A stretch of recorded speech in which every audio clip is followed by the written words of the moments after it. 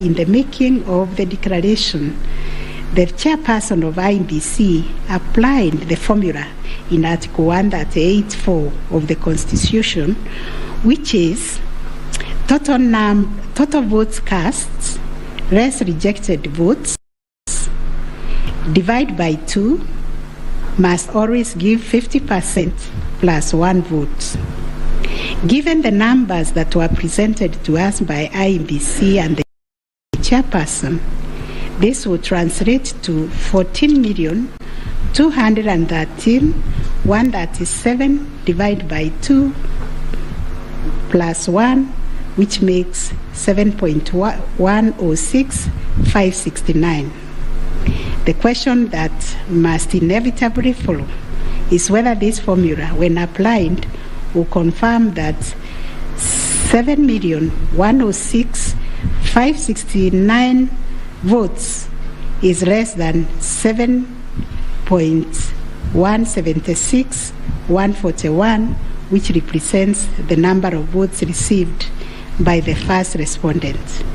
We find that it is, as such, on the basis of the foregoing formula and from the numbers provided by IEBC and the chairperson and the declaration by the chairperson of the president-elect on technology, arranged voter suppression, printing and utilization of Book 2 of 2, EO preparation by the IEBC and its chairperson, commission indiscretions, transposition anomalies, agent absence, and many others, we are of the view that the pointed irregularities and irregularities were not of such magnitude as to affect the final result of the presidential election. We will delve deeper into the details of this issue in our recent judgments. Last issue, what reliefs and orders can the court grant? Under Article 163(3) of the Constitution, that the Supreme Court will have shall hear and determine the petition, and the decision shall be final. If the Supreme Court determines the election of the president-elect to be invalid, a fresh election shall be held within 60 days after the determination. In exercising its jurisdiction pursuant to these provisions, the court sits as an election court with a mandate to determine the validity or otherwise of the election of the president-elect. It is clear to us that the jurisdiction of the court is quite circumscribed in terms of the orders or reliefs it can grant following the hearing and determination of the election petition under Article 140 of the Constitution. In the event the court determines that the election of the president-elect is invalid, it must make an order nullifying the election. Consequently, it has also to make an order directing IEBC to hold a fresh election within 60 days after the determination. Should the court determine that the election of the president-elect is valid, it shall issue a declaration to that effect. The court has then, as a matter of course, to make an order dismissing the petition with or without cost, as the case may be. In the strict sense, therefore, these are the only orders that the court may make under the Constitution. The court cannot assume jurisdiction that goes beyond the purview of Articles 163(3) and 140 of the Constitution.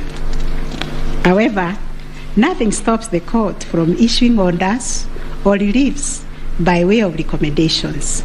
Indeed, since 2013, this court has issued many recommendations arising from the determination of the 3 petitions challenging the election of the president-elect. The recommendations are meant to improve our electoral landscape and hence aid in the development of our democracy. In this regard, this court has been greatly aided by the contributions also of the amici curiae. and the court places a heavy premium on those briefs that were filed and those which were admitted. The final orders made by the courts. This is a unanimous decision of the court, and we make the following orders. 1, the presidential election petition number E005 of 2022 as consolidated with the presidential election petition numbers E001, 2, 3, 4, 7, and 8 of 2022 are hereby dismissed. As a consequence, we declare the election of the first respondent as president-elect to be varied under Article 143 of the Constitution. This being a matter cutting across the public interest, we order that each party do bear their own costs. It is so ordered. And finally, the court has asked me to also acknowledge, although we'll do it in the draft, the enormous contribution made by counsel in these proceedings, and also the orderly way the counsel, all the advocates and parties conducted themselves. They remained seated throughout the proceedings. That is the judgment of the court, a unanimous one. We shall issue a media summary to help the media summarize the case. Thank you very much for coming.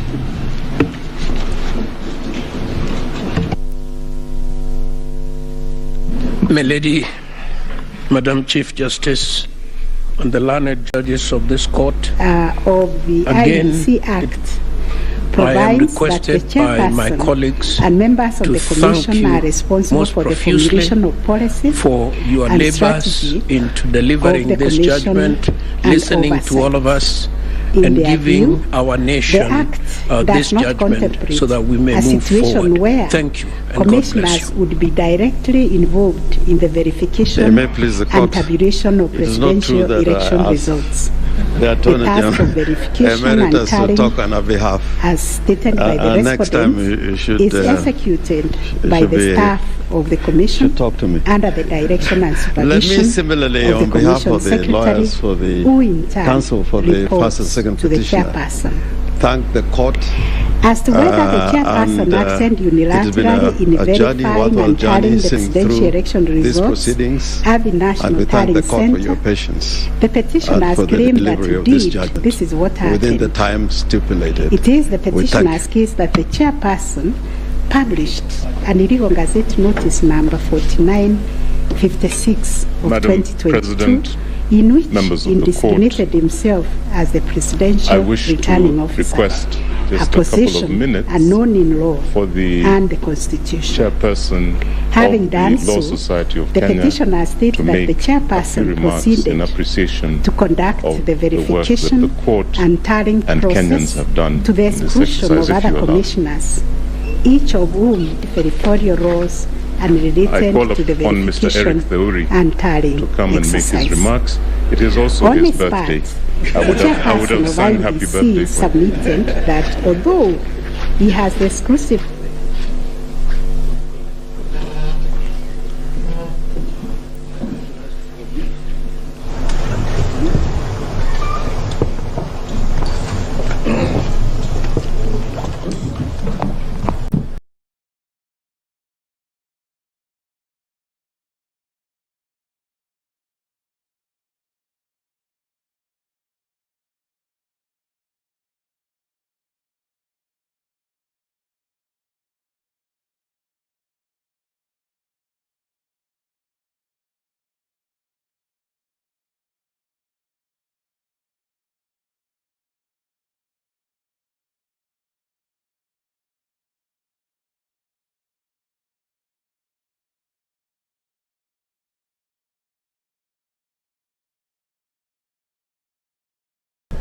My Lord, the Chief Justice of the Republic.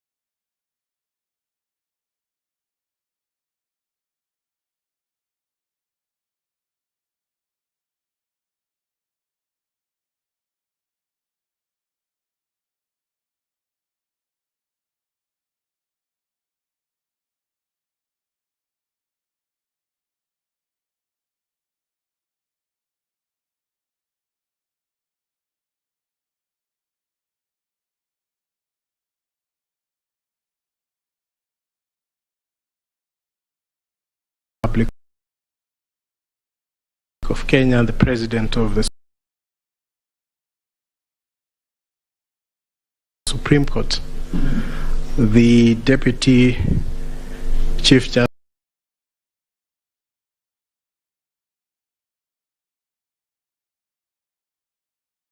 and all the justices of the Supreme Court, I think it would only be fair that I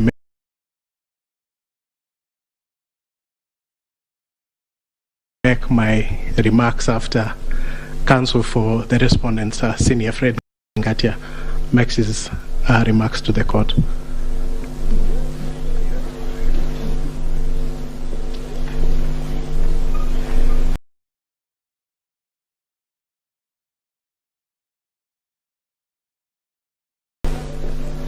Madam Chief Justice, thank you very much.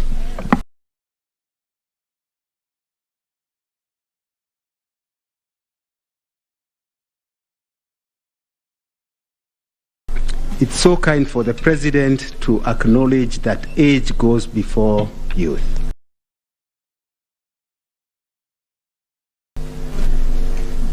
Mine is to thank the court, to thank my learned friends for the effort we all expended with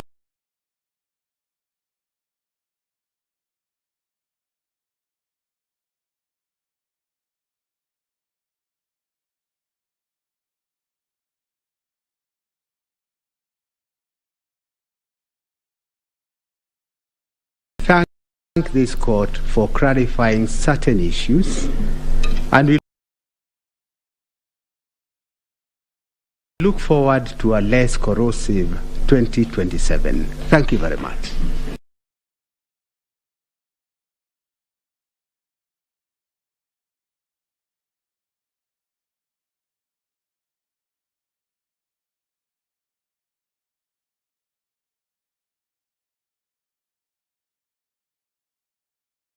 Thank you very much.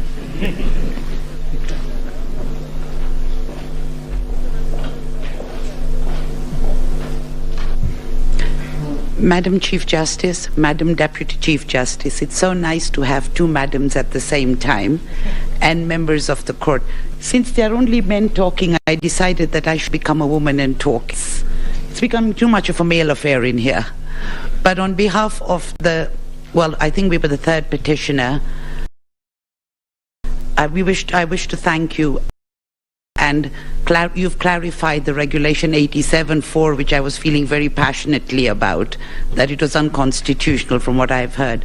But thank you very much for the time you spent, and we do apologize if at times we looked like hooligans. I mean, you have said we behaved well, but we didn't behave as well as we should have. But thank you very much for your time and for delivering this judgment.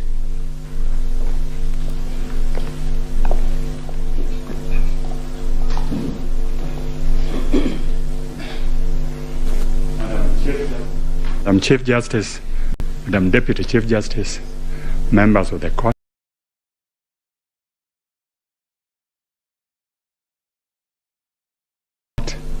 I, on behalf of Attorney General, take this opportunity to thank you most sincerely for a great job done and for the courage to clearly define the limits of the law, which will help us empower IBC on the way forward, and hope that this might be the last of the petitions after elections once we carry out a proper elections based on your guidelines. Thank you.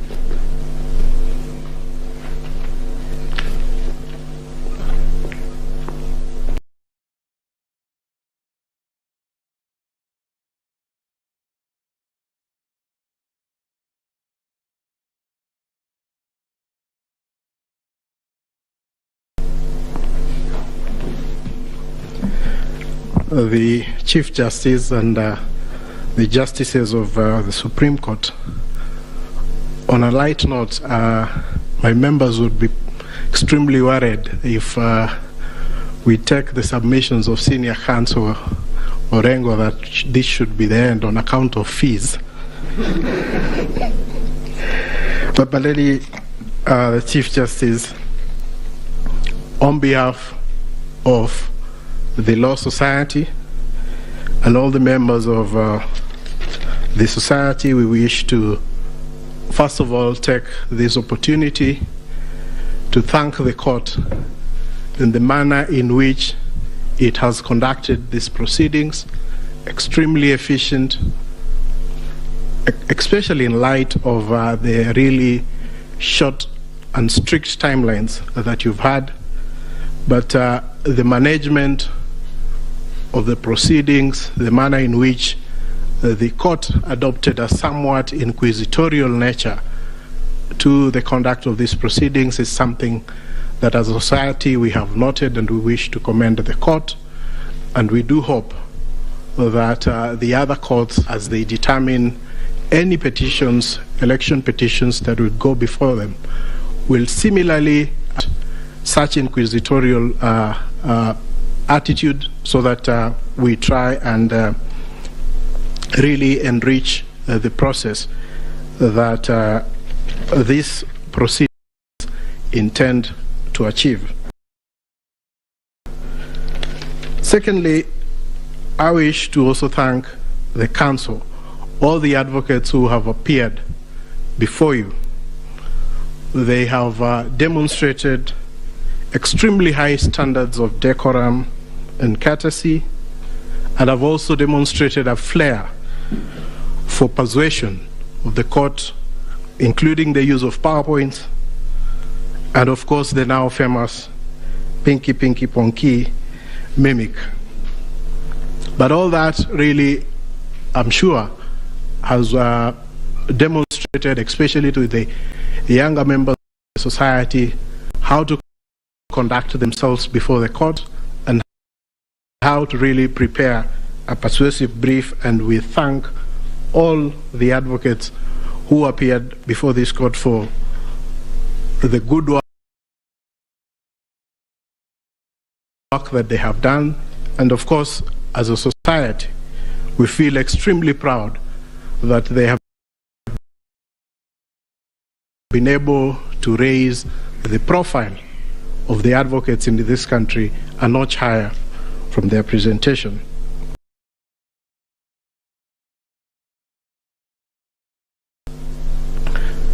So, my lady and my lord, it's not lost to us that at the end of these proceedings, and once we are able to get your judgment after 21 days, that it is democracy and the Kenyan people who are the winners.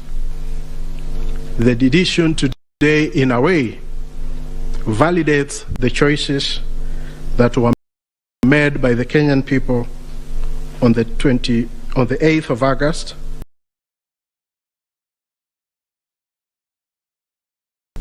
And they also help to build confidence in the institutions that manage the elections and the court.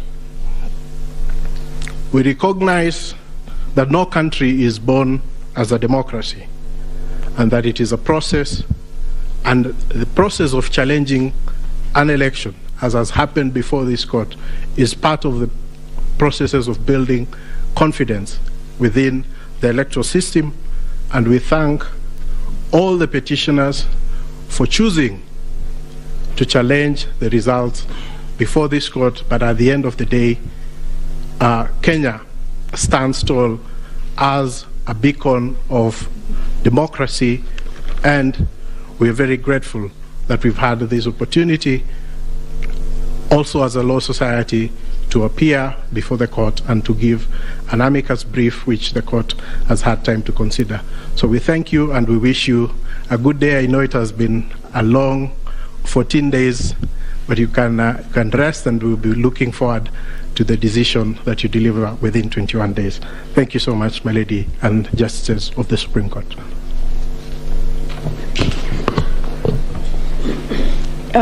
Thank you, Mr. President. I have been asked by the President of our court to react to your submissions, and in so doing, I am obliged to say that we are truly humbled by the statements that you just made. More humbled because those statements come from both sides of the divide. And thank you for appreciating what we have to do within a very short while. Thank you for appreciating that it wasn't our wish that we were doing what we were doing. We were doing the wish of the Constitution of Kenya 2010, the laws of the Republic, the facts of the cases that you placed before us, and the evidence in rebuttal. We know that, and we have repeatedly said this, the President and I, whenever we have had time to talk to you in other fora, that we are incomplete without this side of the bar. We are incomplete without the advocates. We thank you. We will get opportunity to do that in the main judgment, in the reasoned judgment. But we really appreciate your industry. We were impressed by the submissions you took. And we were impressed, and we said this the last 3 days, I'll tell you something about that in a minute, by how deeply you believed in your clients' cases. That we think is a mark of an extremely grown legal profession, and we ask that you do not bring the bar down. You keep taking it up. In any contest of whatever nature, and even if we say there are no winners and losers, and even if we say that the winners are the Constitution and the people of Kenya, the truth is that some 6 million Kenyans will not be happy today. But that's the nature of the work we do. What we hope, and we hope you can advise your clients and our brothers and sisters that are the Kenyan people, that that is what was expected. One side had to win. One side had to be in total or a great extent of compliance with the Constitution and electoral law than the other side. That's how we saw it. We thank you very much. We, the 7 of us, have not slept since we parted company on Friday. I think it is showing on our faces. And we thank you that you appreciate that we work under difficult circumstances, especially because of time. As ground rules, we agreed when we left you here on Friday that we would not pick any of your calls. A lot of you called us, but we just couldn't pick your calls. And I hope you understand that we couldn't. We saw that you were trying to call us, but we just could not pick the calls. I hope you understand. And now if you allow us, again, on behalf of these 7 men and women, thank you very much for appreciating what we have to do. Thank you for giving us the honor to serve this country in these capacities. And let's hope that we can continue to grow our democracy this way. And thank you very much for everything you also do for the country. And now you allow us to go home and sleep. Thank you. The court is adjourned.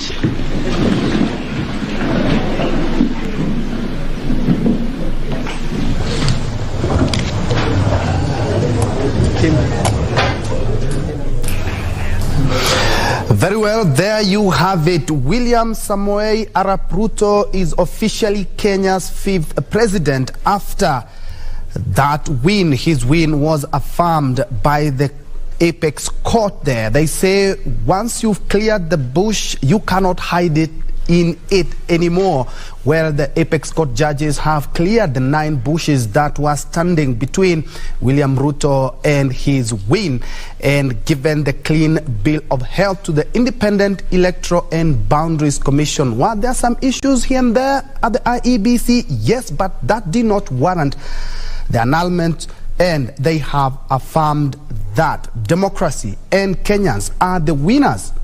All the 7 judges, it was a unanimous decision, all the 7 judges have upheld that win. Ray? Indeed, yes. I was just thinking about those 9 bushes there. And there was one of the issues that rather came out, and this one we actually saw. Yeah, indeed, William Ruto is the president-elect, and as soon as he is sworn in next week on Monday, then he officially gets into the Kenyan history books as Kenya's president. That is after all the 7 judges said yes indeed. And talking about bushes or the petition, the final orders being the presidential petition has been dismissed. The election was valid and carried out, was free, fair and verifiable. And as you can see from the pictures on your screen live from Uasin Gishu, Yosonyeri and Milimani, and let me correct myself there, well, the swearing in will be next week on Tuesday. As you can see, jubilation in Nyeri, the yellow colors, the people there, the UDA colors, the UDA logo there, people celebrating the win. It's not anything